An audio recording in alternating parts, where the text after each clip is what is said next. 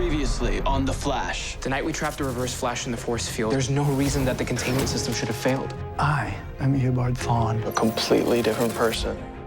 Oh my God. Hold on. Seen someone do this once. All right, so imagine there are multiple versions of Earth. One where the Nazis won World War II, one where Kennedy was never assassinated. Oh yeah, one where all of us are evil. Been there, it sucks. Barry, it's time. Let's bring our boy home. It's him. It's him! Now, Cisco!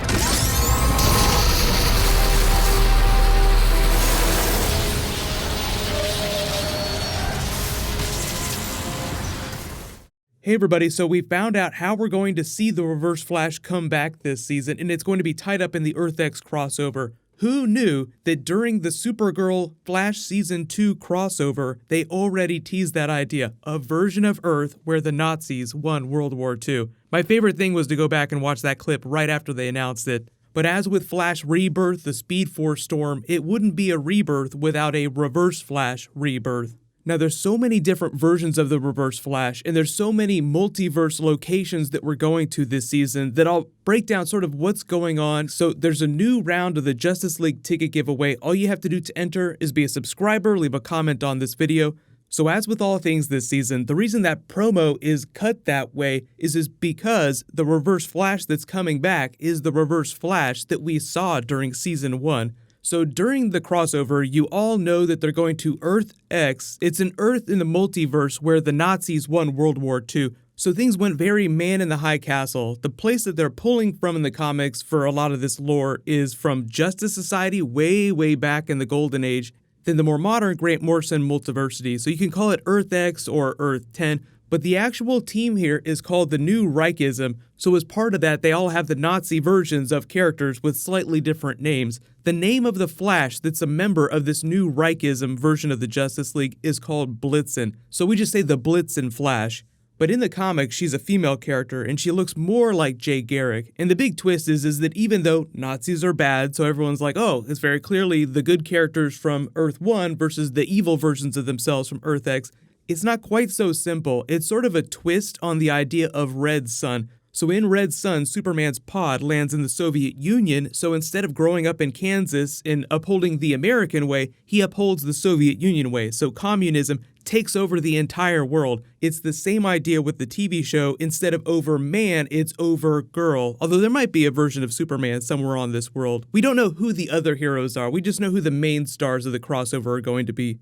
But you've all probably seen this picture of Tom Cavanaugh in the Reverse Flash suit with the SS symbol on his chest. So it's like, oh, maybe this is meant to be the Reverse Flash who's the Blitzen Flash of the crossover. So that raises a whole bunch of other questions, like, is this version of the Reverse Flash going to be evil? Is this whole team going to be evil? What's the deal? Because they're all raised to believe that Nazism is the way. But if he's going to be the Harrison Wells of Earth X, that means that he's also Eobard Thawne from the distant future, meaning that he has a completely separate agenda from what these other heroes are doing. So it's almost like he might be hiding out inside the New Reichism team here, with the other team members not really understanding that he's secretly from the future. But when a lot of you saw this, you're like, hey, wait a minute, aren't they supposed to be fighting the evil versions of themselves, or at least the Nazi versions of themselves? Because you have to imagine that, like, this version of Oliver, he would have been born well after the Nazis won World War II, so he would have been indoctrinated to think that their way of life was the proper way. So you have to imagine that in their minds, they're just upholding justice. It's just that the version of justice that they've been raised to believe in is completely twisted. And there'll probably be a big part of that during the crossover, where you have characters like Oliver from Earth 1 trying to explain to his Nazi self, Nazis equal bad. But if there aren't any other twists within the twist, like if this is exactly what's going to be happening and it's this version of the Reverse Flash, then I think part of the reason why they did that, instead of having a Nazi version of Barry versus our version of Barry, is because what did we just do last season with Savitar? We had Barry fighting an evil version of himself. Maybe they just didn't want to recycle that idea. So there's still all kinds of big questions like what's going on with the rest of the characters on this Earth? What happened to Earth X Barry? What happened to Earth X Iris? Because, surprise, Nazis do not like people who aren't white, don't speak German, and don't look like they do. So it's not just Jewish people that these Nazis would be going after all the time. They'd be going after anybody who said anything that they didn't like. Like if you go over to China, they'll censor you if you say things that the government doesn't like. You have to imagine it be a version of that. People that did not uphold the values that they said were the correct values, even though it's completely twisted. So there's all kinds of crossover stuff that we can talk about. They're doing like the most comic book version of some of the characters that you've ever seen. This is what Captain Cold looks like during the crossover. It's literally right off of a comic book cover. It's going to be so awesome. This is what Killer Frost's costume looks like.